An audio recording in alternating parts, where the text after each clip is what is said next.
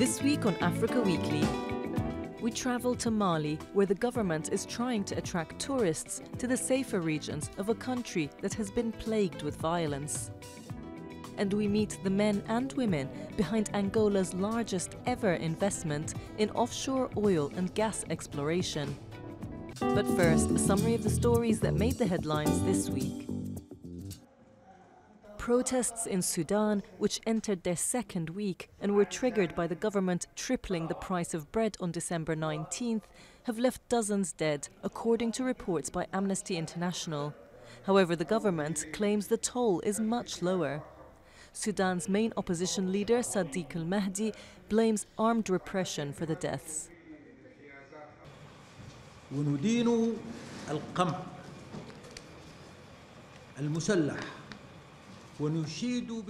We condemn the armed repression and we support the regular forces which reject the violence.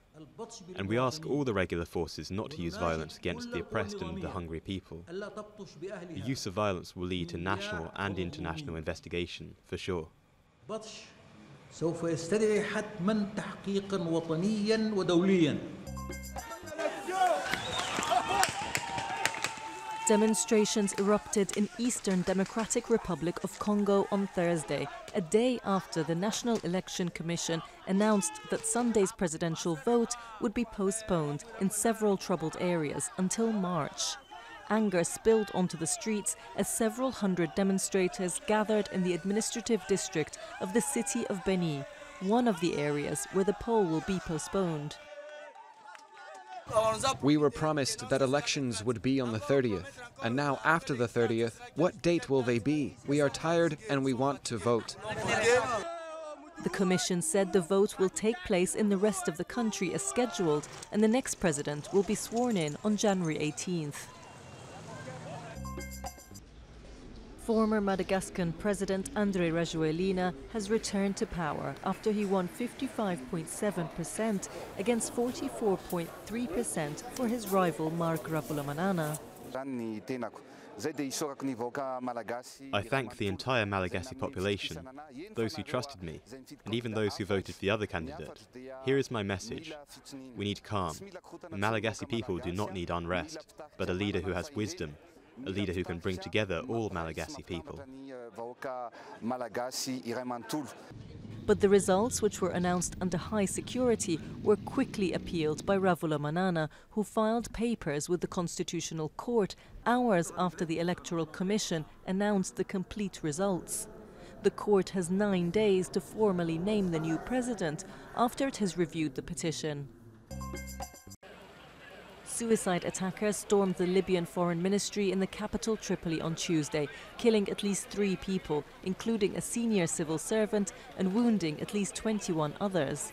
A suicide bomber blew himself up on the second floor of the building, a second attacker died when a suitcase he was carrying exploded, and a third assailant, who was unarmed and wearing a bulletproof vest, was killed by security forces outside. The attack was claimed by the Islamic State jihadist group. Libya has been torn apart by power struggles and undermined by chronic insecurity, becoming a haven for jihadists since the ouster and killing of Muammar Gaddafi in 2011. The death of a Tunisian journalist in the western city of Kasserine on Monday prompted overnight clashes with police in the country's west as dozens of people took to the streets, setting tires ablaze and blocking the main street. 32-year-old Abdelrazak Zourghi had set himself on fire in a protest over harsh living conditions. Kasserine was one of the first cities to rise up following the death of street vendor Mohamed Bouazizi in 2011 after he set fire to himself in protest over unemployment rates, triggering an uprising that spread across the country and the region. One of France's most wanted jihadists appeared before a judge in France on Thursday after he was arrested in Djibouti on December 16th. 36-year-old Peter Sherif was close to the brothers who massacred the staff of French satirical magazine Charlie Hebdo in 2015. He later became a high-ranking member of Al-Qaeda in Yemen. French authorities have been seeking him since he disappeared in 2011.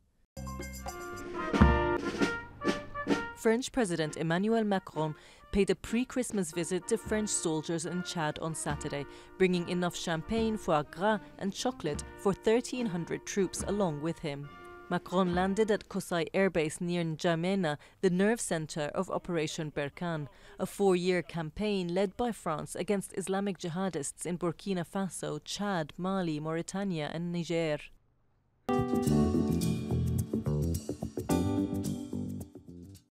With its magnificent green landscapes and lush expanses of natural wonder, the Sibi region southwest of Bamako has long been a popular tourist destination.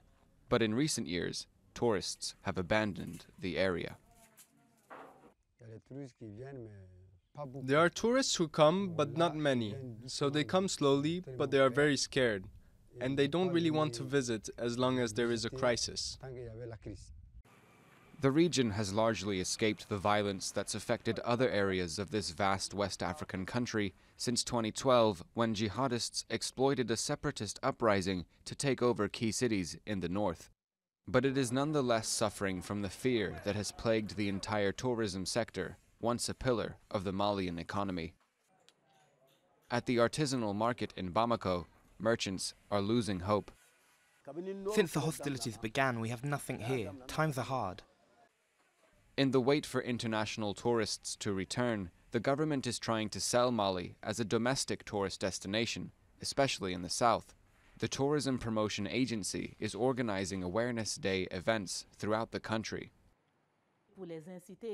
To encourage them to discover the tourist attractions of their country and to make them understand that you can have a great holiday in your own country, but you have to know where to go. Mali hopes that in time, its efforts will see rewards, and sites less known than Timbuktu or the Dogon country will capture the hearts of new visitors from home and abroad.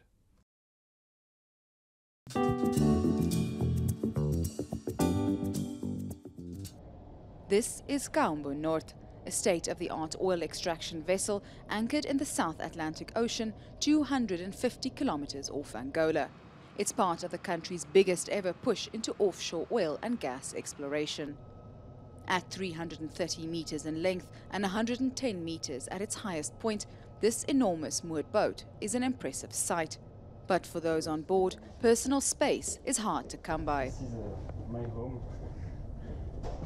So right now we have a lot of people on board due to the startup phase. So we are occupying most of the beds. So it's narrow, but it's quite cozy and new. So it's enough, I would say. The cooks and cleaning staff are the unsung heroes of the roughly 100 people on board the ship, owned by French oil company Total. With 23 different nationalities and various dietary requirements, the kitchen has its hands full. We work a lot here. Yeah? We have too much pressure, but always is a challenge, and we love that challenge. I love that challenge to satisfy all the guys on board. Yeah. Despite working in a dangerous environment 7 days a week, away from their families for a month at a time, some really enjoy it.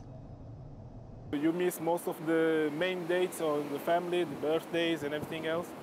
But it gives us some freedom when you're at home. You have 28 days that we are free to choose what we're going to do, if you want to rest, want to travel.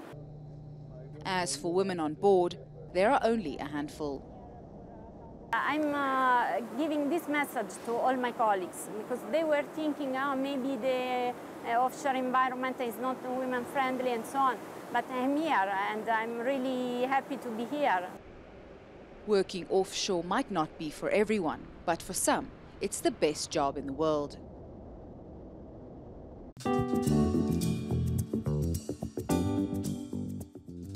Christmas shoppers in Ivory Coast headed to second-hand markets as the sale of used toys spreads across the Ivorian economic capital.